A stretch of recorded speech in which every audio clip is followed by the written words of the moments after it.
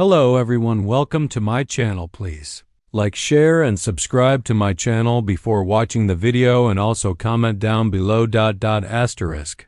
The Texas sun burned like a fiery brand in the endless summer sky, turning the earth beneath into a cracked mosaic of dust and heat.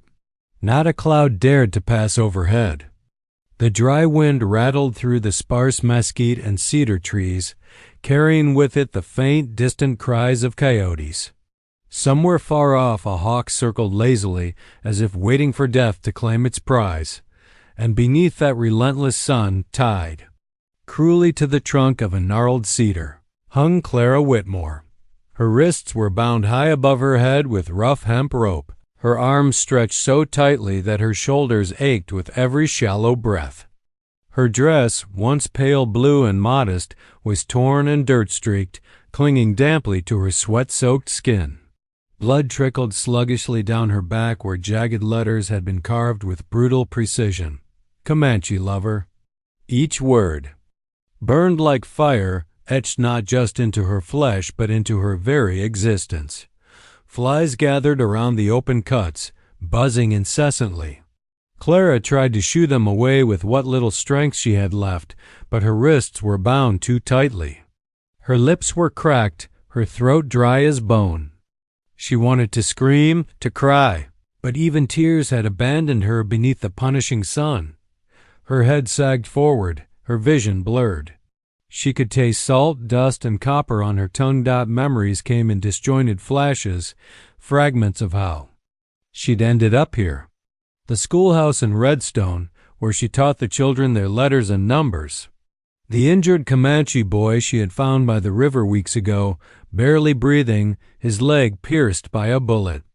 How she had stitched his wound with trembling hands, whispering prayers under her breath, refusing to let him die. And then, discovery. She remembered the cold stares, the whispers that spread like wildfire. She remembered Sheriff Marcus Harlan's hard eyes, filled with something darker than law. She remembered the men who came in the dead of night, dragging her from her small rented room, their breath stinking of whiskey and hate. You want to save savages? One had spat, then you can die like one.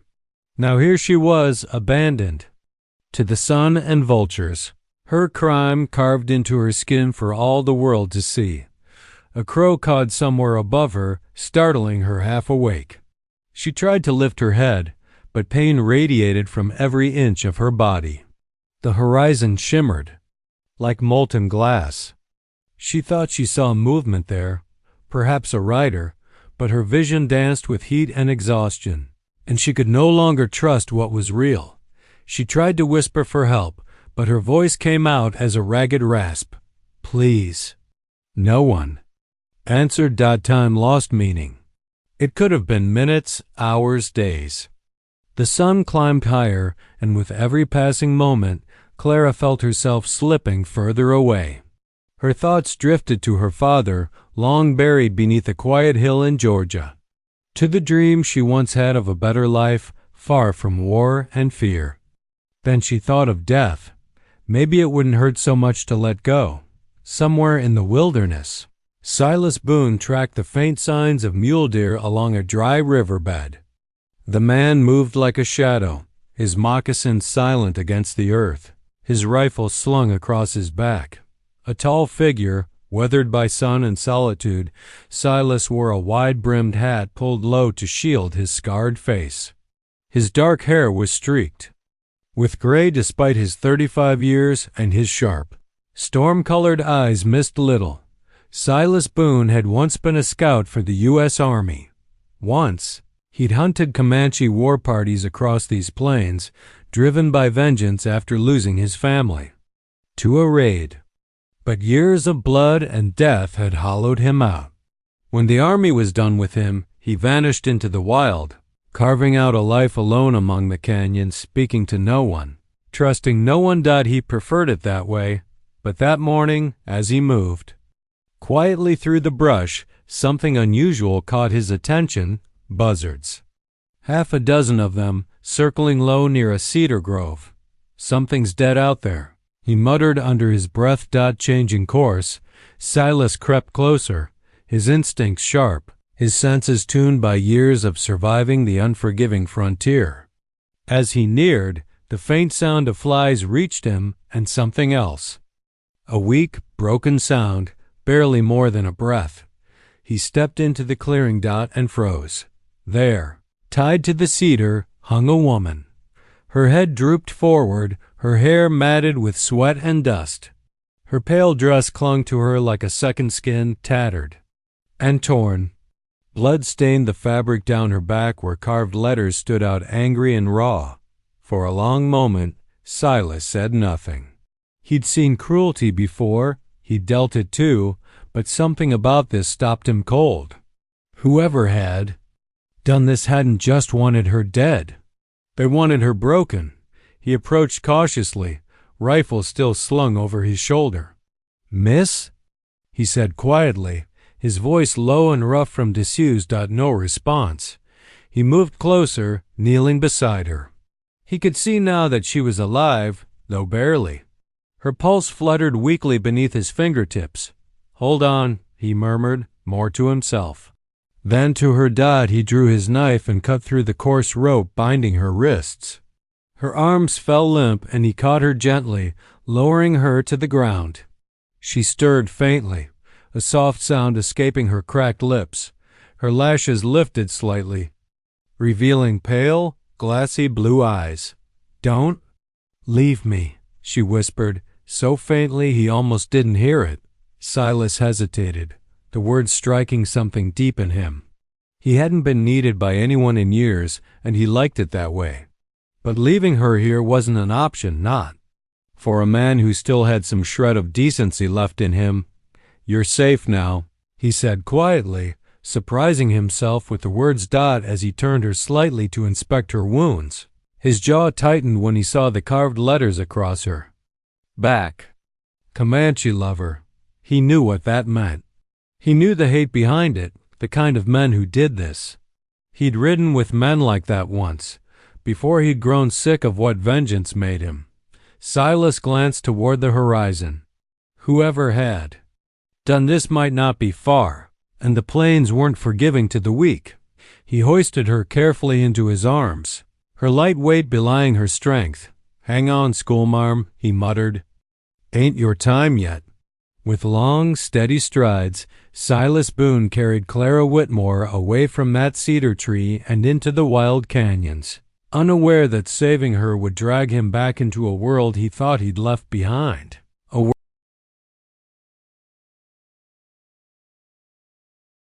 The sun had begun its slow crawl toward the horizon, staining the Texas plains in shades of molten gold and deepening crimson. Heat still shimmered off the earth, but the breeze carried a faint coolness now, whispering through the mesquite and cedar trees like the sigh of a weary land. Silas Boone moved fast but carefully, carrying the unconscious woman in his arms. Every step stirred up puffs of dust from the dry earth beneath his boots. She was feather-light, far too light for a grown woman, and that troubled him almost as much as the carved letters on her back. Comanche lover. The words burned in his mind. He'd seen them before, etched into the bodies of others during the long, ugly years of frontier hatred. Folks out here didn't forgive kindness toward their enemies. Saving a wounded Comanche boy? That was all it took to make Clara Whitmore a target. He glanced down at her pale, sweat-soaked face as he adjusted his grip. She stirred faintly, murmuring something he couldn't make out, but didn't wake. Silas cursed under his breath and lengthened his stride. The hidden cabin. It took him nearly an hour to reach his cabin, tucked deep within a narrow canyon, where jagged red cliffs rose like walls on either side. Few men knew these trails, and fewer still would brave them. That was exactly why Silas had chosen the spot when he left the world behind. A stream wound its way past a stand of cottonwoods near the cabin, its steady trickle the only sound for miles. Smoke no longer rose from his chimney. He rarely built fires during the day, knowing how easily smoke betrayed a man's location out here. As he approached, his hound Buckshot bounded out from beneath the porch, tail wagging lazily until his nose caught Clara's scent. The old dog stopped dead, ears pricked and hackles raised, letting out a low, suspicious growl. "Easy, Buck," Silas muttered. "Ain't no trouble." Buckshot whined softly, circling close as Silas climbed the porch steps and kicked open the door with his boot. Inside, the cabin smelled of wood smoke and leather, of solitude carved into every creaking board. He laid Clara gently on his cot, brushing the sweat-damp strands of hair from her forehead. Her breathing was shallow but steady now, a good sign. Tending her wound, Silas fetched a basin of water from the barrel outside, stripping off his leather gloves and rolling up his sleeves. He worked silently, with the efficiency of a man who'd seen too many wounds in his time. First, he bathed her cracked lips, letting a few drops of water slide between them. She stirred and swallowed reflexively, a faint moan escaping her. Then came the worst of it, tending the carved letters on her back. He hesitated a moment, jaw tightening as he traced the angry lines with calloused fingers. Whoever had done this wanted her to carry the shame forever. But Silas Boone wasn't about to let her die, carrying someone else's hatred. He dipped a cloth in clean water and began carefully washing the wounds, his touch surprisingly gentle for a man so hard-edged. Clara flinched and whimpered faintly, but didn't wake fully. "You're tougher than you look, schoolmarm," he murmured under his breath, more to himself than to her. When he finished cleaning the cuts, he tore strips from an old shirt and bound them loosely around her back to keep the flies away. Then he covered her with a thin blanket and sat back on the wooden chair beside the cot, rubbing a hand over his stubbled jaw.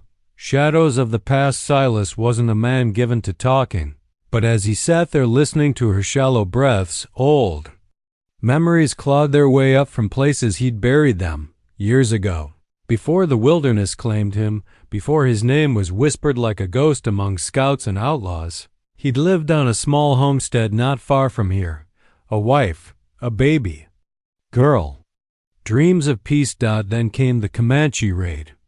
He'd returned from scouting one night to find smoke where his home had been.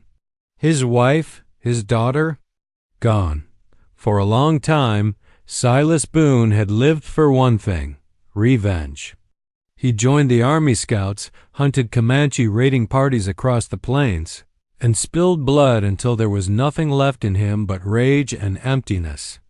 When the killing stopped filling the hole inside him, he disappeared, built this cabin, lived alone. And now, this woman. Her compassion had nearly gotten her killed. Her so-called crime was saving a life. Silas couldn't decide if she was brave, foolish, or both. But she didn't deserve this. Not her. The awakening hours later, as the sun slipped beneath the horizon and dusk painted the canyon in soft indigo, Clara stirred. Her eyelids fluttered open, revealing pale blue eyes clouded with confusion and pain. She tried to sit up, but a sharp cry escaped her lips as her back protested violently. "Easy," Silas said from the shadows, his voice low and rough. Her head snapped toward the sound, wide-eyed and frightened. Who? "Name's Silas." "Boone," he said, leaning forward into the dim firelight. "Found you out there 'bout half dead. You're safe here." Clara's lips parted, but no words came at first. Her throat was too dry, her voice too weak. Silas reached for the tin cup beside the cot and held it to her lips. She sipped slowly, her trembling hands clutching his briefly before falling back to her lap. After a moment, she rasped, "Why? Why'd you help me?" Silas didn't answer right away. He leaned back in the chair, staring at the flickering lamplight on the log walls. Finally, he said, "Didn't seem right leaving you." "For the buzzards." Her eyes softened with something that might have been gratitude or perhaps disbelief. Then, almost instinctively, her hand reached behind her, brushing the bandages he'd wrapped. Her breath hitched. They carved me." "I know." His voice was quiet, steady. "I saw." She looked away, biting her lip to keep it from trembling. For the first time since he'd found her, Silas saw the steel beneath her fragility. "Who?" he asked finally. She hesitated, then whispered, "Sheriff Harlan's men." Silas's jaw flexed. He knew Harlan, knew the kind of man he was. A bully wrapped in a badge, a snake who hid behind the law when it suited him.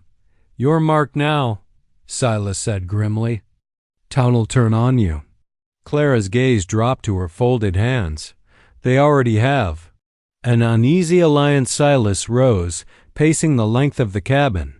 He hated getting tangled up in other folks' troubles. It was why he lived out here. Why he kept to himself. But leaving her to fend for herself wasn't an option, not anymore. "You can't go back," he said finally, stopping by the window. She swallowed hard. "It's the only home I've got." "Not anymore," he said flatly. Silence stretched between them, broken only by the soft crackle of the fire and the distant howl of a coyote. Finally, Clara whispered, "What are you going to do with me?" Silas turned, his shadow stretching. Long across the cabin floor, "Nothin'. You stay here till you're strong enough to walk. After that," he shrugged, "that's up to you." Clara nodded faintly, but her eyes betrayed her fear, not of him, but of what waited beyond these canyon walls. Silas Boone saw it, and something stirred in him he hadn't felt in years: responsibility. He didn't like it, not one bit, but he knew this much: whoever had tied her to that cedar tree wasn't done with her.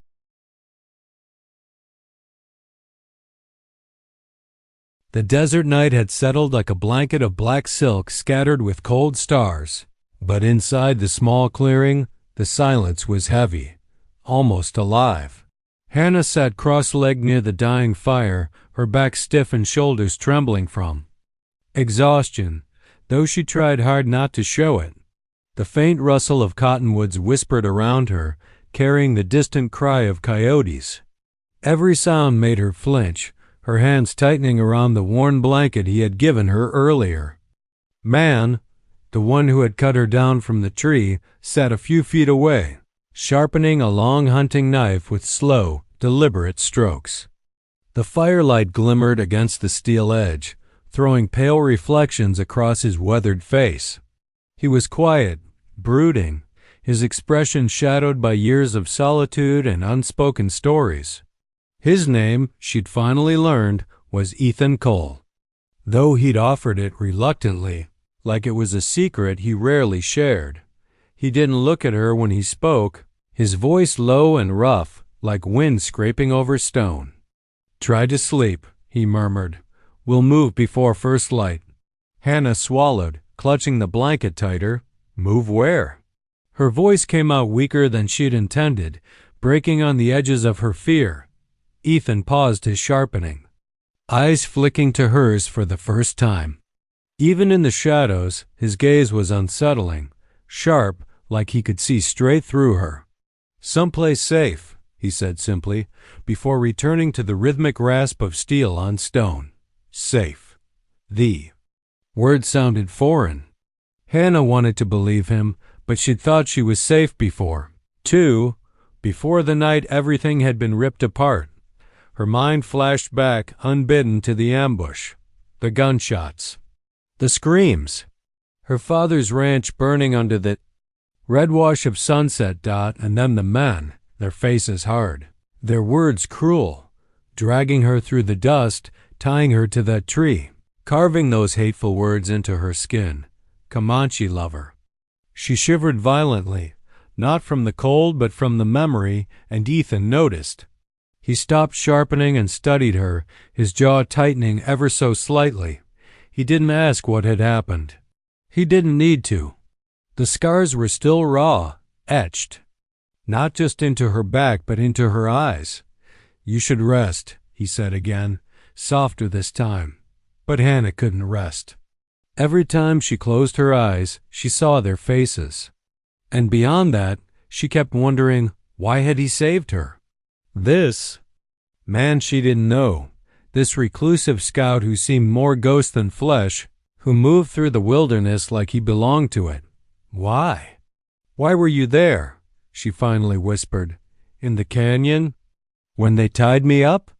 Ethan hesitated, his hand stalling mid-motion, and for a moment she thought he wouldn't answer. Finally, he sheathed the knife and leaned back, his gaze fixed on the fire. I wasn't there for you, he said bluntly. I was tracking them. The men? She asked. He nodded once. Outlaws. Names Jarvis Kincaid and his bunch. Been running from the law for near 2 years. I caught their trail a week ago. Figured they'd cut through the canyon, so I followed. His jaw clenched. Didn't expect to find. He trailed off, his voice going flat. You. Hannah. Stared at him, absorbing the weight behind his words. Jarvis Kincaid. She knew that name. He was the one who'd ordered them to tie her up, the one who'd carved the words himself while the others laughed. The memory burned like acid. Why? Are they after me? She asked, her voice cracking. I never did anything to them. Ethan's gaze drifted back to her, assessing, cautious. Because they want people to believe you've been with the Comanche, he said evenly, that you're tainted. Once word spreads, no one in the territory will take you in. There. Not just after your land, Hannah. They're after your name.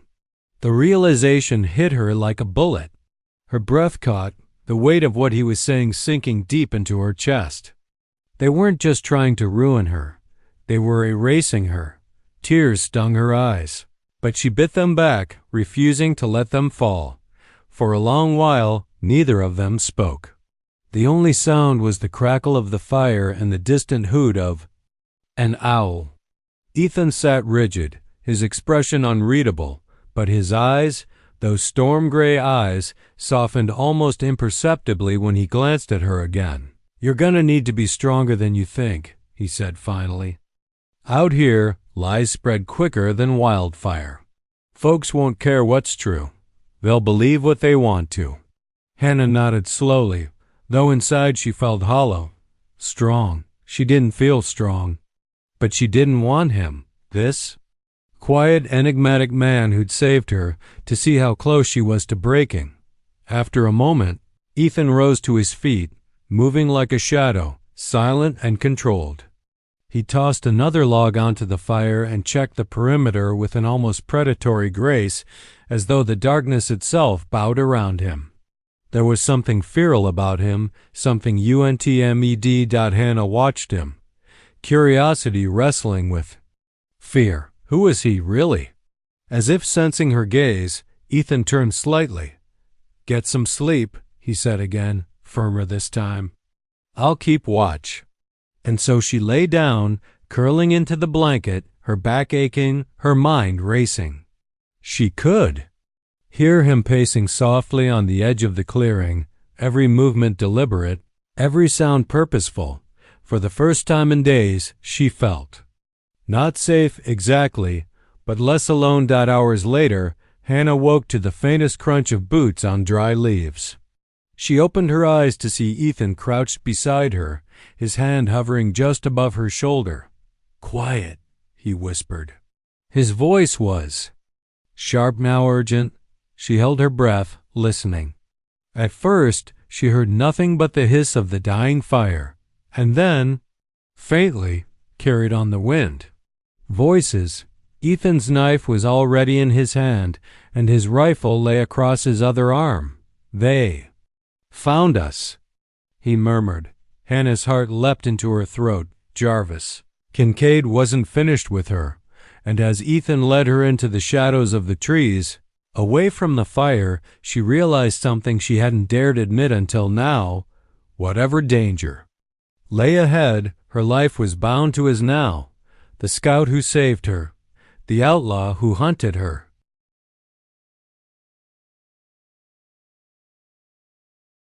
The prairie had changed. The golden sweep of grass that once danced under the wind now seemed strangely muted, as though the earth itself had grown restless beneath the rising tension between settlers and Comanche bands. Each day rumors trickled. Into Fort Belden small whispers carried on nervous tongues. Cattle stolen, homesteads burned. Scouts disappearing without a trace. And every whisper left Lila Whitmore colder inside, since the night Ethan Hawk McCall cut her free from that cursed oak. Layla's body had healed in patches, but her soul bore wounds far deeper than any scar on her back. The carved words, Comanche lover, still burned in her memory, a cruel reminder of hatred she hadn't deserved. Some nights she woke gasping, convinced she could still feel the rough rope cutting into her wrists, hear the mocking laughter of the townsfolk who'd left her to die. But each time, Hawk was there, the reclusive scout, quiet, steady, as untamed as the wilderness itself, never said much, yet his presence wrapped around her like a protective shield. His voice, low and even, always managed to ground her when panic clawed its way up her throat. Still, as dawn broke over the plains that morning, Hawk's expression carried a tension she hadn't seen before. Lila found him by the creek behind the fort, crouched low, studying fresh tracks in the mud. "Is it bad?" she asked softly, hugging her shawl tighter around her shoulders. Hawk's head lifted, the brim of his worn hat casting his eyes in shadow. "Comanche," he said simply. "A war party passed through here 2 nights ago." Her breath caught. "A war party?" He nodded. "Not a raid. Scouts. Testing the land. Means they're planning something bigger." For a moment, the only sound was the water trickling over smooth stones. Lila knelt beside him, touching the edge of a hoof print with tentative fingers. She wasn't afraid of the Comanche, not truly. Her mother had taught her some of their words when she was little, and she'd grown up believing coexistence was possible. But ever since she'd been accused of loving one, ever since they'd tied her up and carved those words into her flesh, fear had been harder to keep at bay. "Do you think they're looking for us?" she whispered. Hawk turned to face her fully then, his dark, storm-swept gaze locking onto hers. "No," he said after a pause. "But the settlers'll blame him anyway. Men who want blood'll find an excuse." She lowered her eyes. "And you think they'll come here?" "I know they will." That night, Hawk stayed close to the fort's outer edge, his rifle slung across his back, his knife tucked against his thigh. He had no love for towns, no patience for soldiers, but Lila was here, and that meant he'd stand his ground inside the small cabin the commander had lent her. Lila sat by the window, fingers worrying the hem of her skirt. She could see Hawk's silhouette out in the dark, leaning against the corral fence, as motionless as a carved statue. She should have been used to his distance by now, but something about it made her chest ache. Ever since he'd saved her, they'd been bound by unspoken threads, shared danger, silent gratitude, fragile trust. And yet Hawk carried himself like a man who'd built walls no one could climb. "Why'd you save me, Hawk?" She'd asked him once, weeks ago. "Didn't seem right leaving you there," he'd replied, voice flat, as though that was reason enough. But she wondered if there was more to it, if beneath his scars and silence, Hawk hid wounds of his own. The first sign of trouble came 2 days later. At sunrise, a rider from a nearby ranch staggered into Fort Belden, his shirt soaked crimson, a single arrow lodged in his shoulder. Before collapsing, he rasped out one word, "Comanche." Panic erupted like wildfire. Soldiers scrambled, civilians packed wagons, and murmurs of retaliation spread. Lila stood near the command post, hands trembling, watching Hawk argue with Captain Rowe, the fort's hard-eyed leader. "You go ridden out there swinging rifles," Hawk warned, "and you'll start a war you ain't ready to finish." Rowe sneered. "And what? Sit on our hands while they burn us out?" "They ain't looking for you," Hawk said coldly. "You push 'em, though, they'll oblige." But Rowe wasn't listening. Orders were given. Scouts were dispatched.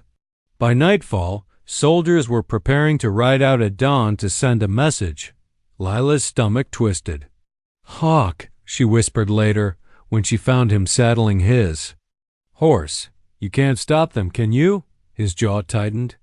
"No, but I can keep you safe." The air was thick with tension that night.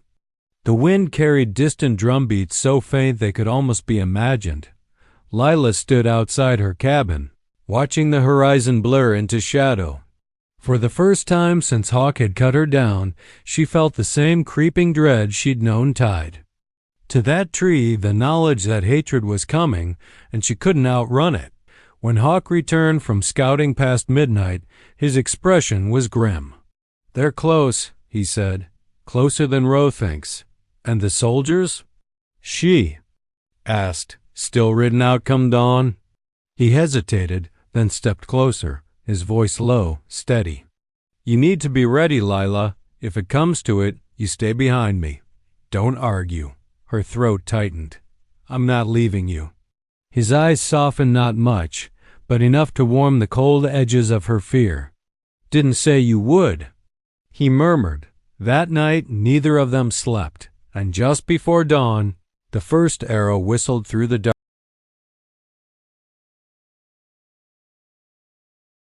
The sun had long sunk beneath the jagged ridges of the Texas hill country, leaving behind streaks of crimson that bled across the sky like fresh wounds on the horizon. The wind carried a restless whisper through the oak thickets and across the peaks and across the Kio. Dry creek bed, rattling the brittle leaves like bones shaken in a gambler's cup. Somewhere in the distance, a lone coyote's howl curled into the twilight, eerie and drawn out, like a warning meant for anyone who dared linger after dark. Marisol sat near the campfire, hugging her knees to her chest. The warmth of the flames licked her chilled skin, but it couldn't melt the cold knot of dread that had taken root in her heart. She stared into the crackling logs as though they might whisper answers to the turmoil storming in her head. She could still feel the phantom sting carved into her back. Those hateful words, Comanche lover. Every time the skin brushed against her dress, the pain reminded her of what the townsfolk thought of her, of what they had accused her of being. But worse than their cruelty was the weight of the choice looming before her now. Just across the fire, Silas Creed sat sharpening his hunting knife, the steel flashing in the firelight. His rough-hewn face, carved by years of sun, wind, and blood, remained unreadable. Yet Marisol had come to learn that his silence carried more meaning than most men's speeches. For days now, Silas had said little since they escaped her captors. But his restless movements, his constant scanning of the tree line, and the way his jaw tightened whenever distant drumming echoed in the night told her everything she needed to know. The Comanche were coming. Silas. Her voice was soft, uncertain, breaking the silence like a fragile reed snapped beneath a boot. He looked up briefly, eyes as pale as winter skies, then returned to the blade. "What happens when they find us?" she asked, hesitating before adding, "Because they will, won't they?" Silas didn't answer immediately.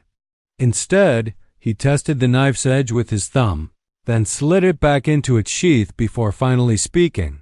"They'll find us," he admitted flatly. "Comanche don't leave trails. But they read him better than any white scout alive. A feather bent wrong, a pebble rolled. They'll know where we've been." The fire popped, sending sparks into the night air, and "When they do?" she whispered. Silas met her gaze, his expression unreadable. "Depends on what they think you are." The words landed heavy between them. Marisol clenched her shawl tighter around her shoulders. "I'm not—" She stopped, her throat tightening. "I'm not what they said I am." Silas tilted his head slightly, regarding her in silence. He didn't ask her to explain. He didn't need to. "I know," he said simply. Something warm flickered in her chest, battling the cold weight of fear. But it faded quickly as distant drums rolled through the hills like thunder from some unseen storm. Silas's head snapped. Up.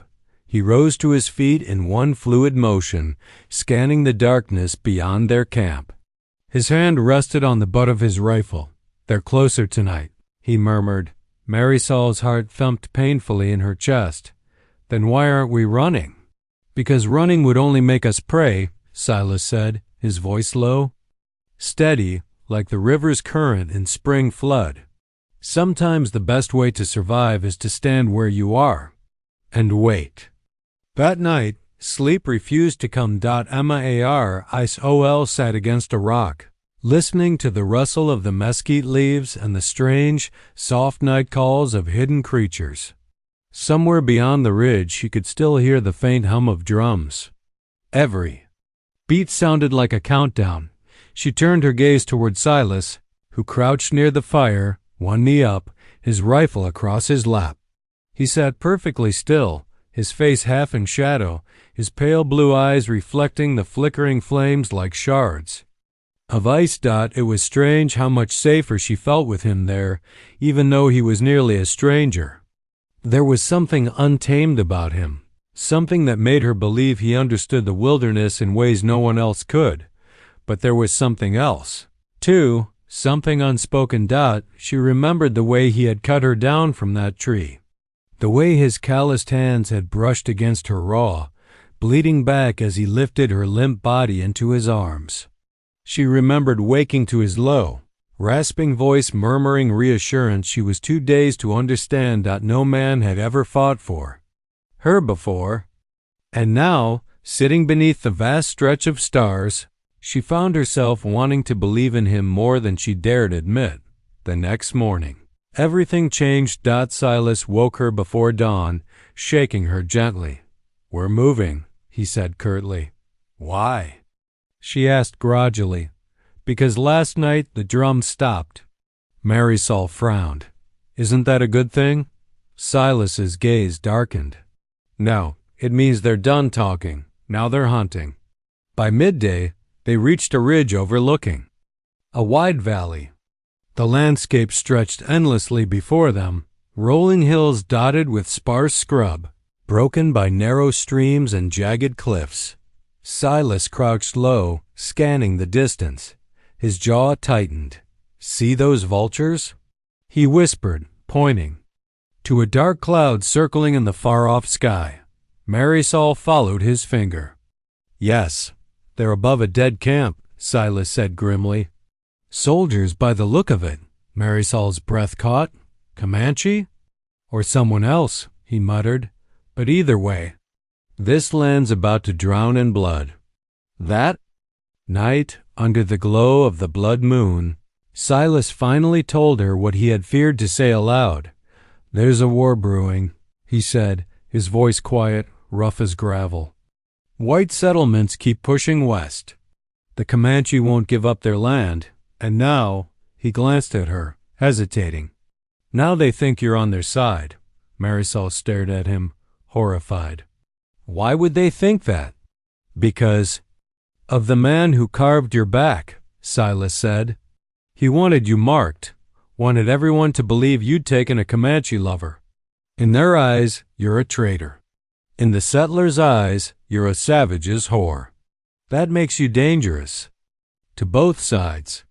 The realization crashed over her like a cold river current. She wasn't just hunted. She was trapped between two worlds that both wanted her gone. But when she turned to Silas, expecting to see pity, she found something else instead, a fire in his pale eyes that matched the burning stars overhead. "Then we make our own side," he said simply. For the first time since the nightmare began, Marisol almost believed survival was possible. Almost, because somewhere out there, beneath the blood-red glow of the moon, a Comanche war band was closing in.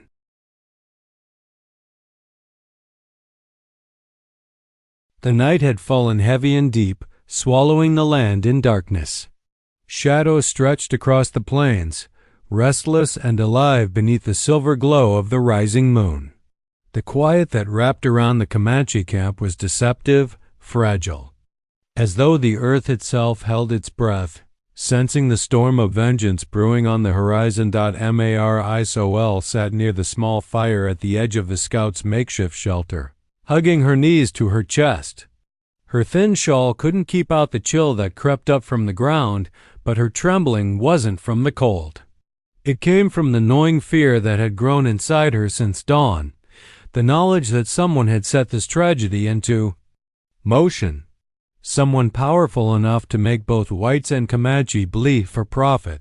Elias Reven, the reclusive scout who had rescued her days ago, crouched nearby, methodically sharpening his long hunting knife against a whetstone. The rasping sound cut through the silence like distant thunder. His jaw was tight, his brows drawn low, and his entire frame radiated a quiet, lethal intent.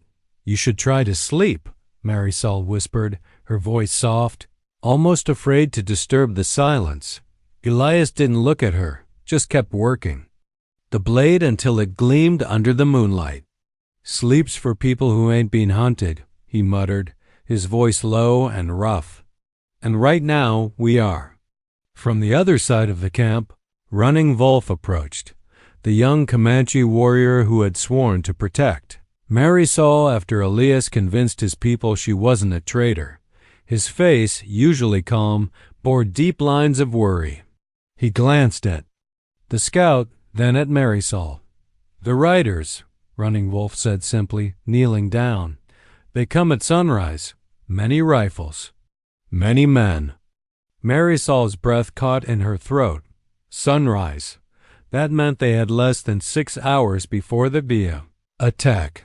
"Same bastards that carved your back," Elias growled, finally sliding the knife into its sheath. "The Whitmore boys and the rest of their hired trash. If they're ridden this deep into Comanche territory, they've been promised something worth dying for." Running Wolf nodded grimly. "A mine," he said. "White men say there is gold near our sacred canyon. They wish us gone." Marisol's mind reeled. So that was it, her humiliation, her branding, her suffering. It had all been to provoke a war, to drive the Comanche out so someone else could claim the land. The cruelty of it made her stomach twist. "What do we do?" she asked, her voice shaking despite her effort to stay calm. Elias turned toward her then, his gray eyes cold, but steady. "We fight smart. We don't match guns with him. We turn the land against him." He laid out the plan in a voice low and clipped, every word measured. They would lead the Comanche to higher ground near the canyon's edge, where the terrain funneled riders into narrow passes. There, the scouts' traps and Running Wolf's warriors would strike as one, using the earth itself as their ally. Marisol watched him, both terrified and in awe. This wasn't the broken, reclusive man the frontier whispered about, the ghost scout who lived alone with his secrets. This was someone else entirely, someone born of blood and survival, a man whose knowledge of the land was as deep as the roots beneath it. Hours bled away as preparations began. Elias worked in silence, setting snares and pits in the shadowed ravines while Running Wolf rallied his kin. Marisol helped as best she could, tearing strips of cloth to bind arrows and soaking rags in pitch to make fire traps. Her body still ached from the wounds on her back, but she pushed through it, her fear sharpening into something harder, steadier. As the first pale streaks of dawn brushed the horizon, Elias returned to camp, his rifle slung over his shoulder. He crouched next to Marisol and checked the small knife he'd given her earlier. "Keep this close," he said quietly. "If any of them get near you, you don't hesitate." Her throat tightened. "And if you don't come back?" He paused, then met her eyes. "I'll come back," he said simply. There was no bravado in his tone, no false promise, just quiet certainty. The first sound of hooves came like distant thunder rolling across the plains. Dozens of riders, maybe more. Whitmore's men. Marisol felt her heart pound against her ribs as she crouched low behind a rock ledge. From her hiding place, she could see the dust rising on the horizon, a roiling cloud that swallowed the morning sun. Elias lay prone on a ridge above, his long rifle steady in his hands. Running Wolf and his warriors melted into the rocks, and shadows, silent and unseen, like spirits of the canyon itself. Then the riders came into view.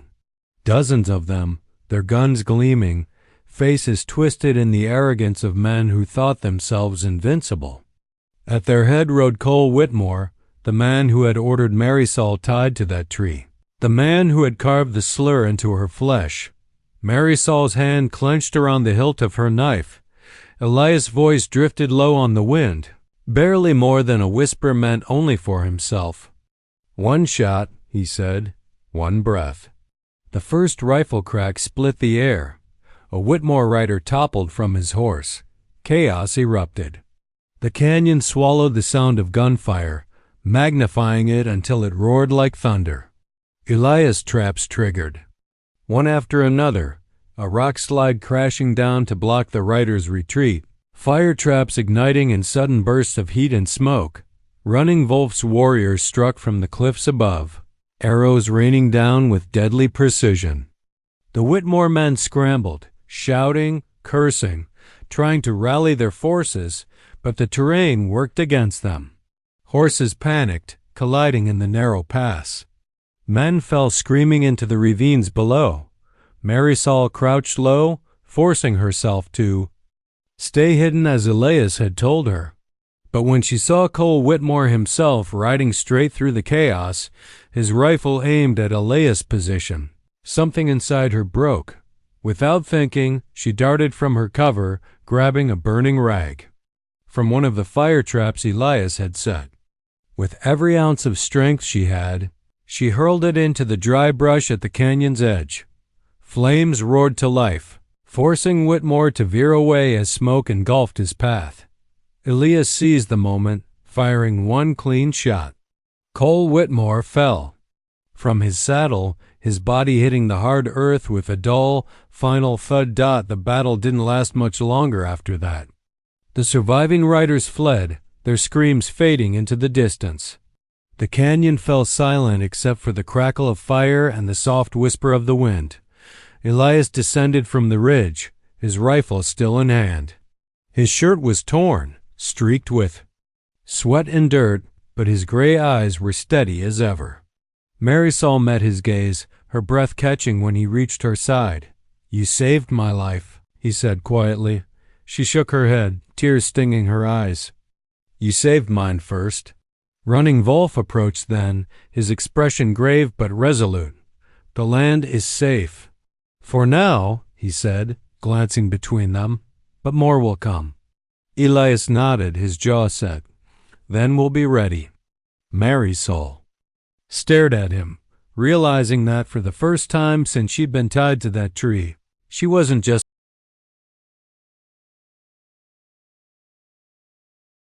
The night was unusually still. The prairie winds had died down, leaving an eerie silence over the Comanche plains, as though the land itself was holding its breath. The thin crescent moon hung low in the ink-black sky, its pale light barely spilling across the endless stretch of grass and rock.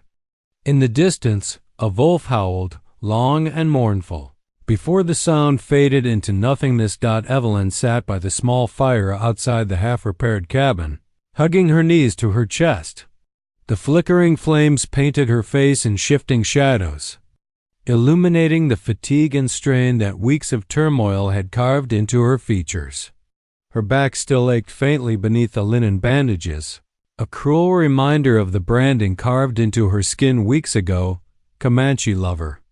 Those words had started everything, the rumors, the shame, the hatred, and they still followed her like ghosts in the dark. She had thought that once Eli Cutter, the reclusive scout, saved her from that tree, things would slowly settle. But she had been wrong. The town of Red Bluff hadn't forgotten. Every time she dared set foot in its dusty streets, she felt the weight of their stares, sharp as arrows. Whispers hissed behind her back. Mothers pulled their children away. Shopkeepers refused to meet her eyes. To them, she wasn't Evelyn anymore. She was tainted. And now, with tensions between the settlers and the Comanche boiling to the surface, her name had become a weapon. That afternoon, L.A. had returned from scouting the western ridge with grim news. "They're massing," he said, dropping his saddlebag beside the cabin door. His voice was tight, his jaw locked with tension. Evelyn, who had been kneeling by the fire pit, looked up sharply. "Who?" He hesitated, rubbing a hand over his stubbled chin. "Comanche war bands, at least 4 of them. Riders, scouts, all. Gathering along the Brazos. Looks like they're preparing to strike." Evelyn's stomach twisted. "Because of me?" Eli didn't answer right away. His silence spoke louder than any words could. Finally, he crouched beside her, his rough hand resting lightly on her knee. "This ain't your fault, Evie, but some folks in town. They'll make it out to be." She stared into the fire, watching embers collapse into ash. "They already do." By dusk, they both heard it, the distant pounding of hooves. Dozens of them. The rhythmic thunder rolled across the plains like an approaching storm.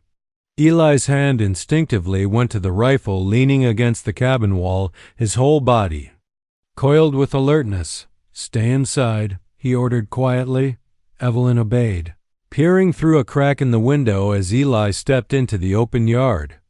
Out of the shadows emerged a single rider, a medium, tall Comanche warrior with his face streaked in ochre. Paint, feathers tied into his long black hair. His chest bore scars of old battles, and his bow hung at his side. He rode slowly, deliberately, until he stopped 10 paces from Eli. Eli didn't raise his rifle. The warrior spoke first in his native tongue, his voice sharp and low. Evelyn couldn't understand the words, but the tone sent a chill racing down her spine. Eli replied in halting Comanche, his voice steady despite the tension crackling between them. After a long exchange, the warrior's expression darkened. He pointed to Evelyn through the window, then jabbed a finger toward the horizon where the Comanche camps lay hidden beyond the ridges. Eli stiffened. "What did he say?" Evelyn whispered when Eli stepped back inside. "They want you," Eli said bluntly, setting the rifle down. Alive. That night, Evelyn couldn't sleep. Every creak of the cabin, every rustle of the prairie grass outside made her heart leap in terror. She sat up on the bed, arms wrapped around herself, staring at the moonlit floorboards. "Why? Do they want me?" she finally asked. Eli sat across the room, cleaning his knife in silence. When he didn't answer, she pressed again. "Eli, tell me." He set the knife down, his expression heavy. "Words out, Evie. They think you belong to him now. After what those bastards carved into your back, the Comanche figure you're one of theirs or should be. And with Red Bluff ready to push them off their hunting grounds, they'll use you as a symbol. A banner." Her throat tightened. "A banner?" "They'll take you," Eli said flatly. "Marry you to one of their chiefs, parade you through their camps. Show the settlers you chose their side. It'll spark a war quicker than any rifle." By the following morning, the tension in Red Bluff had reached a fever pitch. A group of armed townsmen arrived at the cabin, demanding Evelyn be handed over for everyone's safety. "She's the reason they're coming for us," one man shouted, his face red with fury. "We give her back, they'll leave us be." Eli stepped forward, blocking the doorway, his hand resting on the butt of his revolver. "Ain't no one tacking her anywhere." "You'll doom us all, Cutter," another spat. "We know what she is." Inside, Evelyn pressed her back against the wall, shaking as their words clawed at her ears. She wanted to scream that she wasn't what they thought, that she had never betrayed anyone, but her voice caught in her throat. Finally, the townsmen left, but their warning hung heavy in the air. If the Comanche come ridden, we'll protect our own, and she ain't one of us anymore." That night, Eli began packing supplies, rifles, ammunition, dried meat, and water skins. "Where are we going?" Evelyn asked, her voice trembling. "Somewhere they can't find us," Eli said. "But we can't just run forever," she whispered. He paused, looking at her with those storm-gray eyes. "Then we stand our ground." For the next few days, Eli trained her. He taught her how to handle a rifle, how to move silently, how to read the land. They practiced shooting at makeshift targets out by the river bank until her shoulder ached and her ears rang. "You ain't helpless, Evie," he told her one evening as the sun bled red across the horizon. "Not anymore." But deep down, Evelyn knew no amount of training could prepare her for what was coming, because this wasn't just about survival anymore. This was about choosing a side. On the sixth night, Eli spotted movement on the ridge torches, dozens of them, flickering like fireflies in the darkness. The Comanche were coming. Evelyn stood beside him on the porch, staring at the horizon where shadows danced beneath the stars. Her chest tightened, her breath shallow. "Eli," she whispered, gripping his arm. He didn't take his eyes off the torches. "It's startin', Evie," her voice trembled. "Then what do we do?" Eli loaded his rifle with calm, practiced precision. "We fight," he said simply, and as the first distant war cries split the stillness,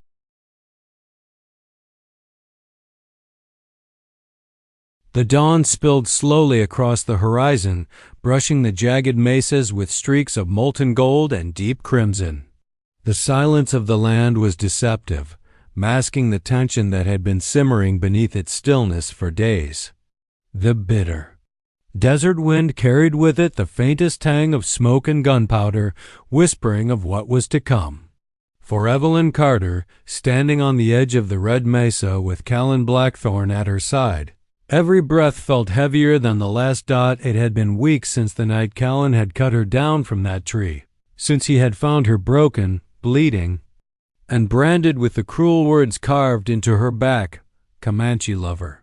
And though the scars on her body were healing, the scars on her soul remained raw.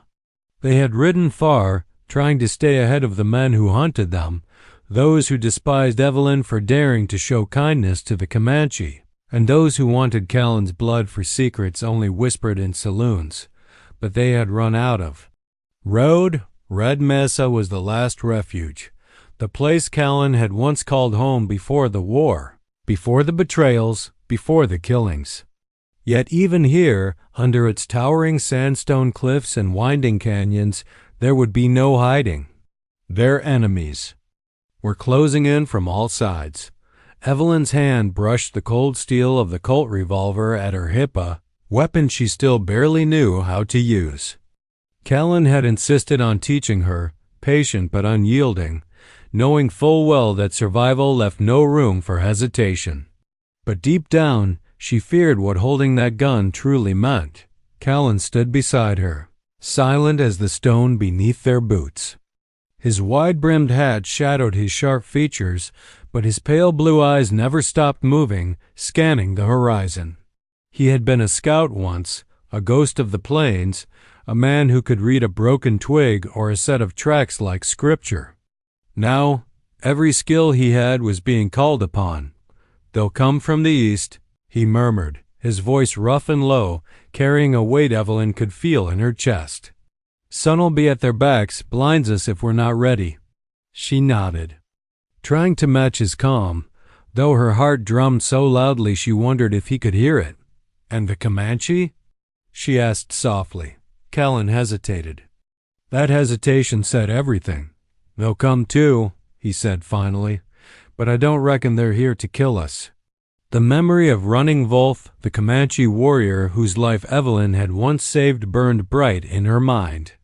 It was that act of compassion, that forbidden crossing of boundaries that had marked her as a traitor in the eyes of her people. The same act had carved those cruel words into her back. And now, Those choices were circling back around her like vultures. By midday, the riders appeared on the horizon. Two groups. The first, a posse of ranchers and hired guns, dust plumes curling like smoke behind their galloping horses. Their leader, Clayton Hargrove, rode at the front, a man Evelyn once knew too well, a man who had once sworn to love her, but had instead offered her up to hatred when she refused to become what he wanted. His jaw was set, his rifle gleaming. In the sun, the second group came slower, quieter. Comanche riders, their ponies gliding across the sand like shadows, their war paint streaked crimson and black. Running Wolf was among them, his dark gaze fixed on Callan and Evelyn atop the mesa. Two armies.